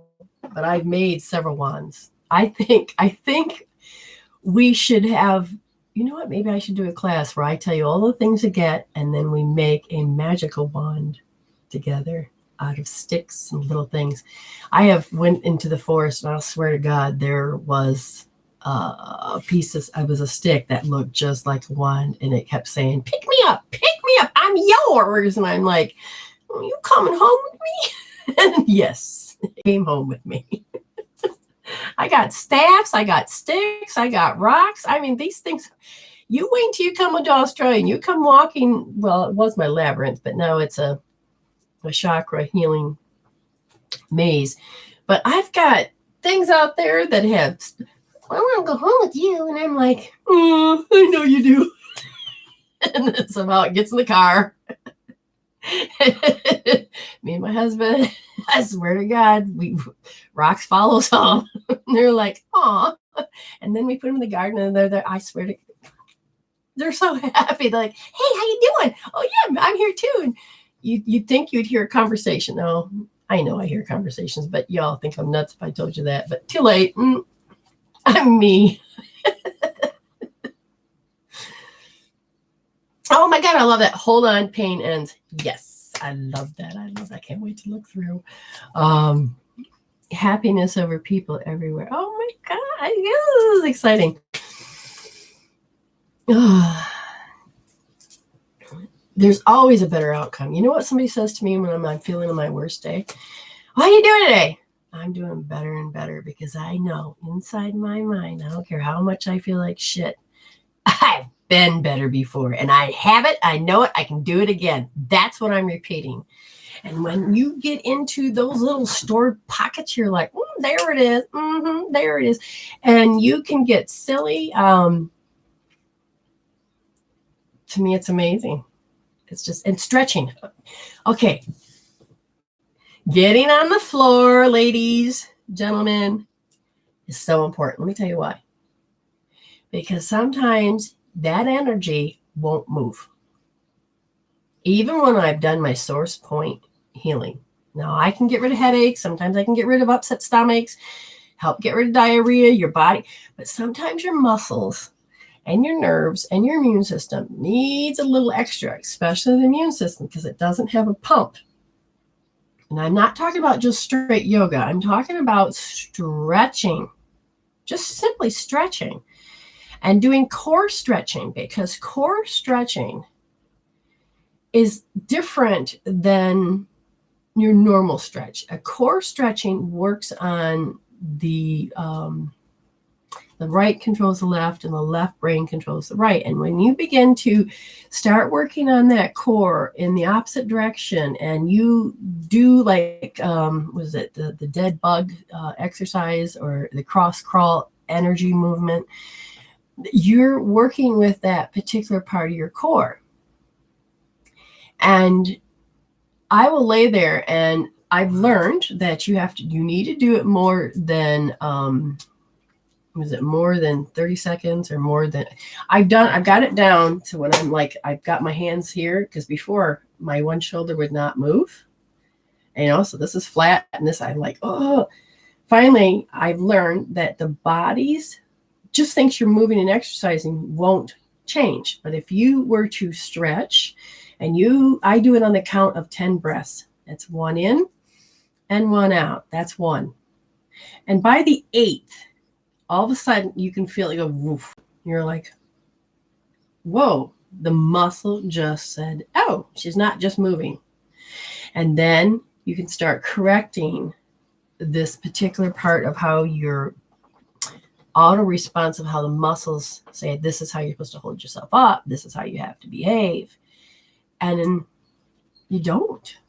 You'd be amazed how just stretching, especially core strength. Now, maybe down the road, I may teach you what I mean by core stretching.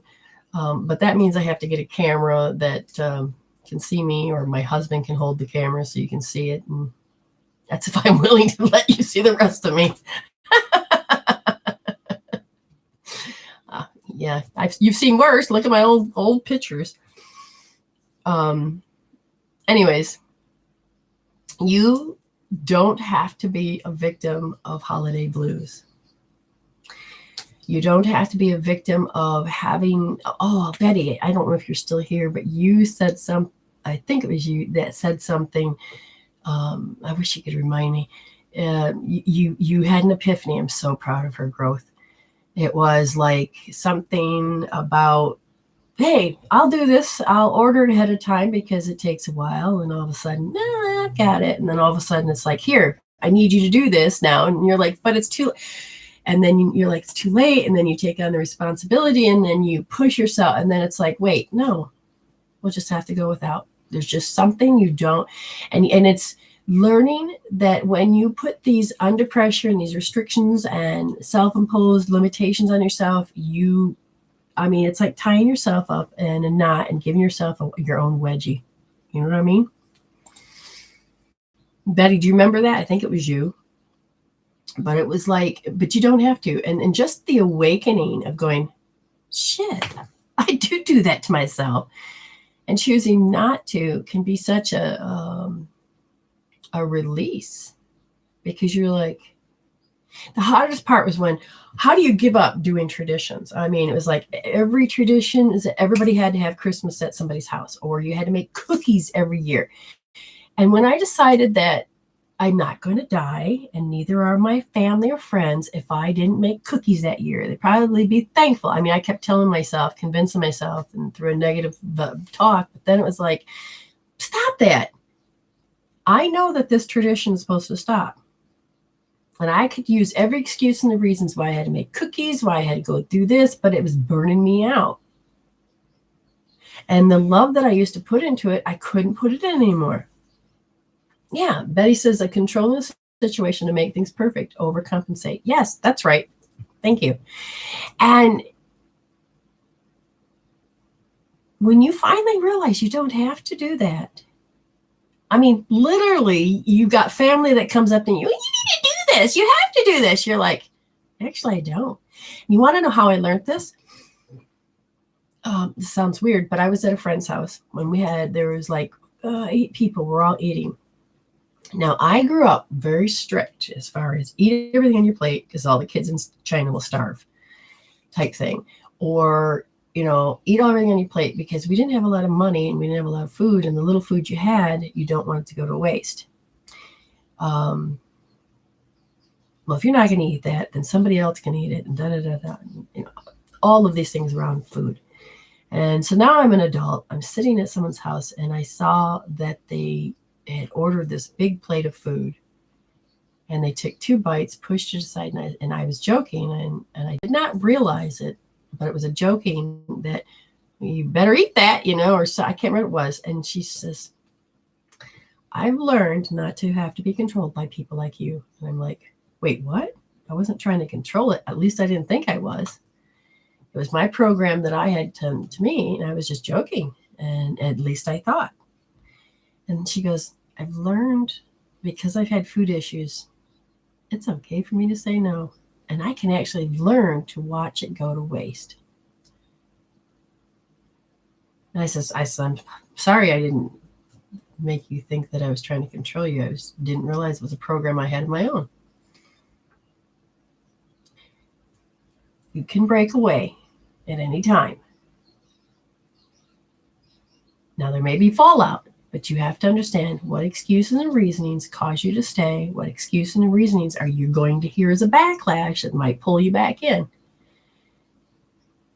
But at the same time, just sit there and realize I'm having a choice. A choice. I'm having a choice. And I no longer was burnt out. And the family that was bitching because, oh, we don't get our cookies this year. You must have been lazy. I'm like,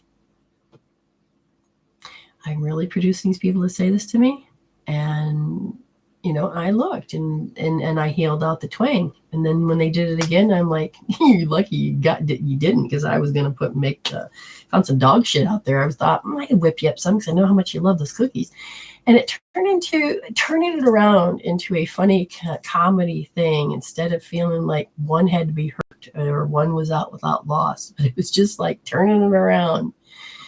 And my daughter sent me information about how this guy is complaining, how dare you, it was something to do with LGBT or whatever. And the guy was complaining because he didn't like it. And the lady turned it around in such a way that said, hey, there's help here. And didn't do a condescending, didn't do that belittling, but offered it to see it from another angle. And it's not that she did it to shut other people up, but it was to create a different conversation. And the next thing you know, the person reached out and goes, yeah, I'd like to know more. And you just have to channel that intuition and let spirit be the one that delivers. Because if you go into your programs, your ego is going to say, I've got the intuition and I'm going to deliver it all right. I'm going to shove it up No, you don't need to be the ego anymore. You really can change your programs.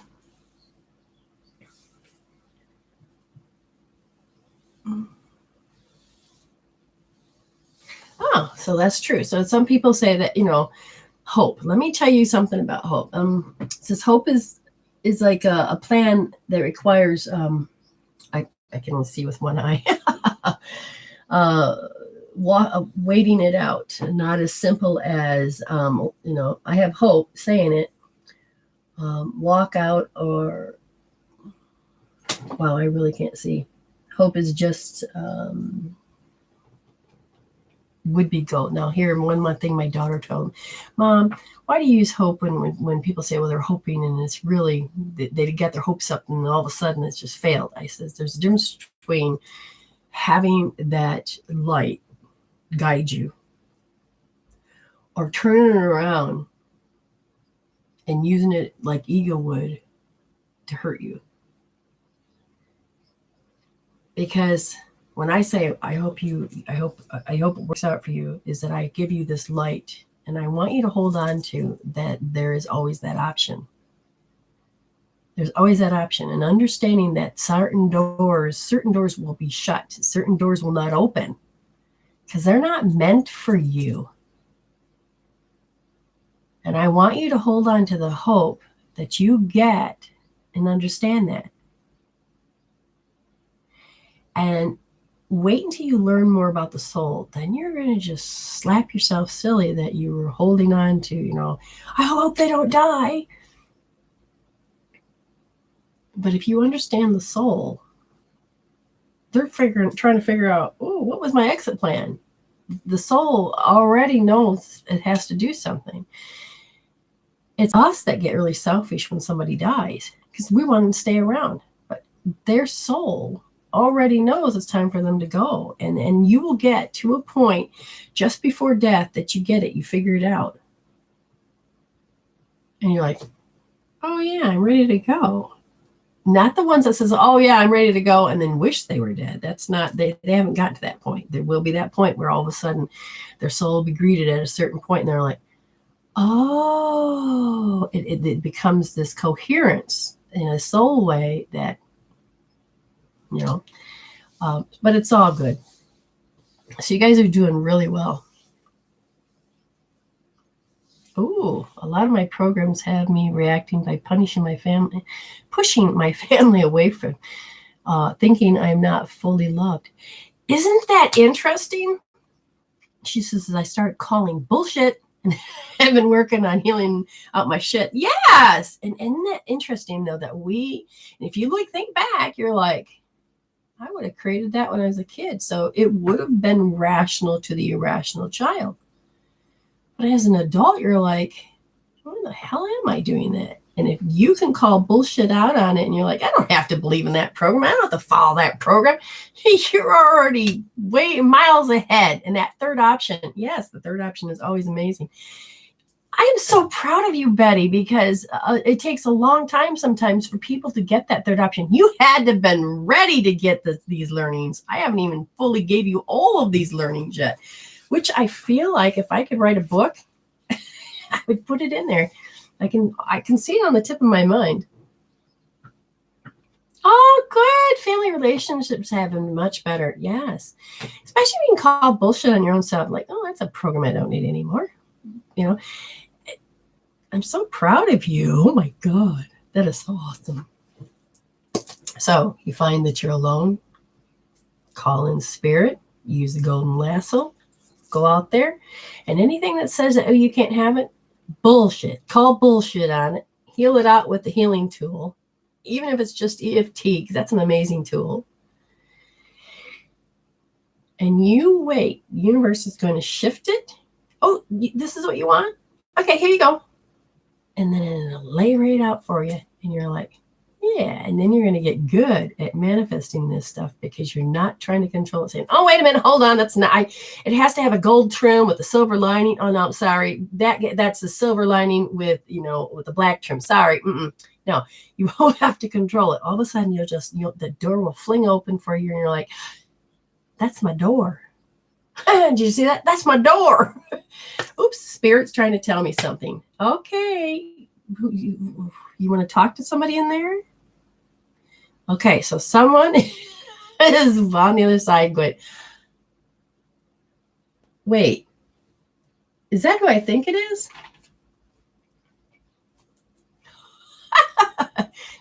Okay, my Uncle Don, the country singer, is here.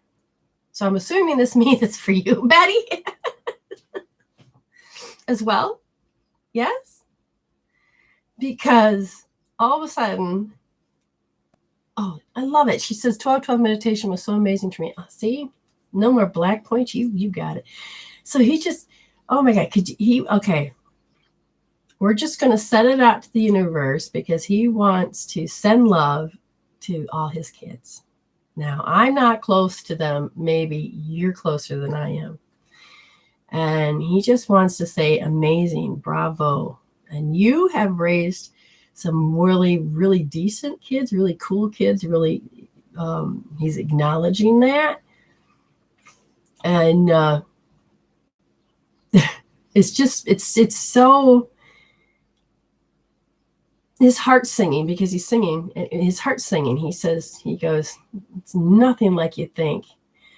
You know, he watched everybody cry, and he says, like, all I wanted to do is to reach through and just give you a song to cheer you up, because, oh, he's with my mother. And just people that I know, because all of a sudden there's my grandma, and then people on my side of the family. There's somebody there, and I can't see who that is. But it's somebody relative, I think, on your mother's side or something like that, somewhere along there that I am not familiar with, because they're like all waving too. Oh, and they have been backing you and helping you to develop. Well, thank you very much. That is a very good thing. Oh, yeah, right there. See? Yeah, Robin. Okay, duh. Think about that. Yeah. Oh, God, this is such an exciting. I've got these, I don't know the name of that flower. It's a flower. It's like a magnolia flower, I think. I can't. Oh, and then there's these, oh my God. They're like little white flower, tiny little flowers. I'm looking. He's like, he's telling me. I don't know who had the garden. Who had a garden? Who had something to do with flowers? It was a garden. There's something there, and I don't know who had a wedding outside. Did somebody have a wedding outside? Because all of a sudden I see like grass, and I see like an arch that somebody walked through. Something. I don't know who had that. Oh my God. Okay, so whoever's had, really, all of them?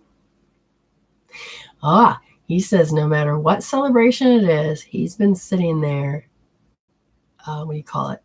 Playing music. Oh yeah, your dad's there. There's everybody. I see at least 18 heads. As soon as I read my dad, I saw a hand, and there's, but definitely this family line that goes down this way. I don't know. This family line goes that way.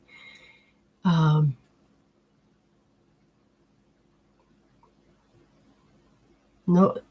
Okay, so I just saw a lei, all the flowers like you'd get in Hawaii.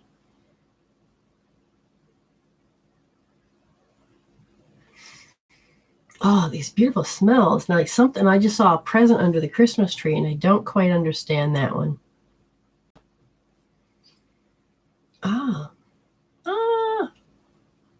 Okay, but anyway, there's all this. Now there's something like I think you're going to have some good memories or something. Something's going to happen underneath that Christmas tree that's going to be just, you're going to know it. It's just going to stand out. You're just going to giggle. That's all I can feel. Somebody's going to not quite get into the intuition and get disappointed. So be aware, Betty. You may have to bring that intuition up a little more, and so that you can describe it in a certain language. What about petals? I see some petals. I see petals. I don't understand the petals. I'm so sorry. You're talking about a bike? Something petals. Petals. A dog? What are you talking about? I don't quite get it.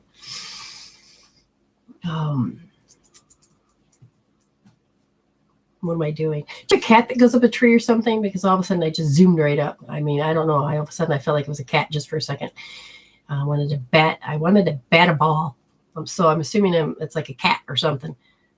Because I'm trying to look at your tree. I'm trying to look at what he's trying to say to me.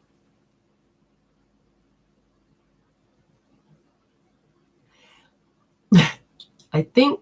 Okay, so do you have presents under the tree already, or do you have presents that you're going to be wrapping that has to do with the game? He's showing these little games, and he's like, oh, there's some games here. Oh, there's some clothes up there, and but there's just something special. Something special. I don't understand it, why I'm still under the tree. Oh, Felix. I felt like that for a moment there. It's like, oh, look at that. Oh, if the cat acts funny, When does he not? When the cat acts funny. Okay. Uncle Don said he liked to pull pranks, or he liked to do something. I don't know what it was, but he liked to do that. He's going to do that to that cat. And he's hoping that he gets the responses he wants.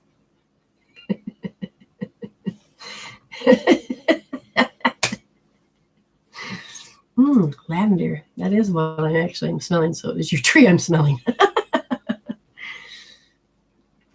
But anyway, I can't wait for you to report back. I'm kind of excited to see what that's going to be all about. But anyway, thank you so much. I love all of you. And you guys have a Merry Christmas. Now, I think I should be doing the show tomorrow. I may not. I may end up being on another fan page. I wasn't expecting this. I just know that you do not have to suffer. Okay? You don't have to. So, many blessings to you. Just understand that the best holiday is knowing that I love you. They love you. And when they see you sad, just know that they're beaming their hearts at you and saying, oh, please look up. Please look up. Just feel it. Do a Patronus. Do whatever. Feel those pictures. Oh, and my name just came up, not to make you go into sorrow, but all of a sudden I just floated through your head for you can say, remember that time that really? I'm not going to tell that story. Anyway. There's just little silly things that people do that can crack up that you wouldn't think. Okay? Oh, but this year you can be happy, sweetheart. Yes, put that tree up last year. I said, oh, no, you stick with me. And, you're doing marvelous. I will send out love to all of you all the time, especially when I know those that have been depressed and have anxiety. I send out love, but those that have that extra oomph, because sometimes you can't feel it, Oh, you're welcome. I'm so excited. You guys have been great. And again, I want you to just start trusting faith, no matter what questions you have. Don't jump on the bandwagon of, I'm hoping this will happen. That's not coming from spirit. Intuition. What do I need to know? How can I?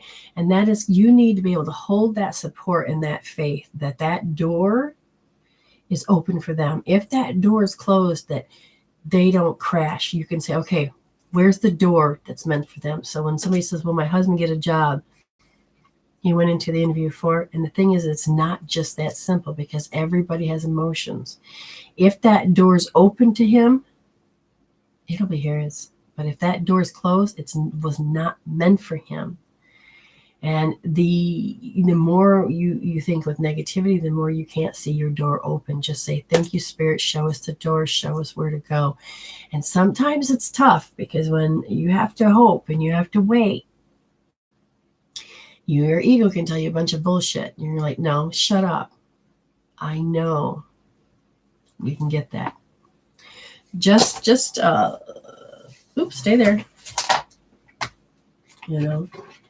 So just for Teresa, we will do something real quick. They're saying they need extra help, which means ask your angels to help guide them, to guide this interview, to guide the answer, because there's has to be help with coming into agreement. And this is where your support factor will come through. Show love, and no matter what the answer is, show love. Just show love, because that will set up the factor. And then they're saying, just don't be too assertive. Now, the answer hasn't evolved yet, which means that when you're looking at the variables above the head, somebody hasn't made a choice yet. Somebody has not made a choice. Now, I don't sit there, and I'm not one of those other predictors. I can just whip out shit and tell you yes or no. I could go and just say, okay, do you see this woman? Do you see that her husband went out for this job? You see that the interview that is he in line with this job? He's in line with the job. Will they offer this job to him? It's uncertain right now because it said no, but I can't just say no because I can feel it wiggle. And as that means it's that it's uncertain. Something else hasn't clicked yet, which means the universe is aligning a few things up.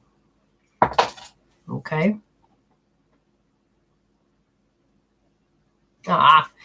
I love that Christmas spirit. I see some beautiful pictures on there. You are all wonderful. You're all great. I love you. And I just understand out of the blue, you feel like you want to giggle. That's going to be because I'm sending out all of these little energies, pulses, pulse, so that you can stay happy, get on the bandwagon, and just kind of separate yourself from other people's stuff and just start to respect. They're in misery. But if you just send out love and repeat certain kindnesses and do little things, you could be amazed. But, don't overcompensate. You're all great. You're all wonderful. Remember, resolve to evolve, heal instead of deal. Get me out there, help other people heal, share, share, share. And you know what? Stay blessed.